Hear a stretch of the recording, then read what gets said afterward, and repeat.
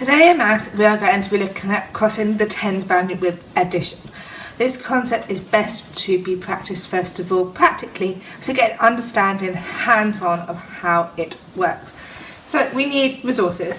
We're going to get two 10 frames. These are double-sided with two different colours and that will help you show the two different numbers that you will be using. So first things first, we are going to start our question with 9 and 3. So I'm going to pop out one from here to make my 9, and I'm going to pop out 7 from here to make my 3. I am starting with 9 because it's easier to teach this systematically, and 3 because it's a nice small number to begin with. Right, so I have got my part of 9 ones and I've got my part of 3 ones. I'm using the vocabulary ones because after our placed value learning last week, you should all be familiar with that vocabulary. So I've got 9 ones and 3 ones. How am I going to know what my whole number is? Well, I can count on. So I can hold the bigger number in my head and count on the 3 more. So I can go 9, 10, 11, 12. 12. We did some work on 12 last week in our place value. What did we learn that 12 was made up of?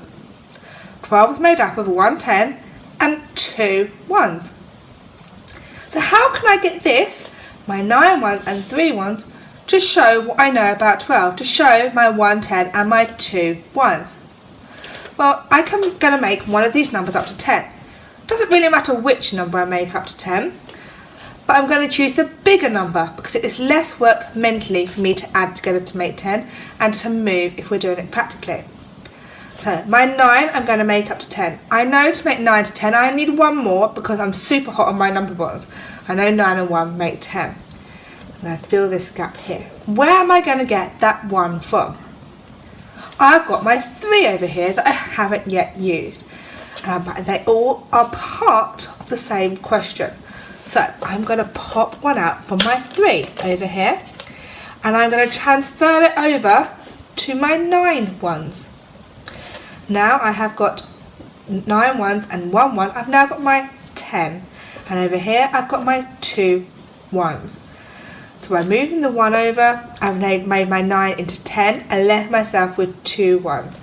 Therefore giving myself my 1 part of 10 and my 1 part of 2 1s that 12 is made up of. We can therefore say that 12 is made up of 9 and 3, or 10 and 2. Doesn't matter which way round, it will both give you the same answer.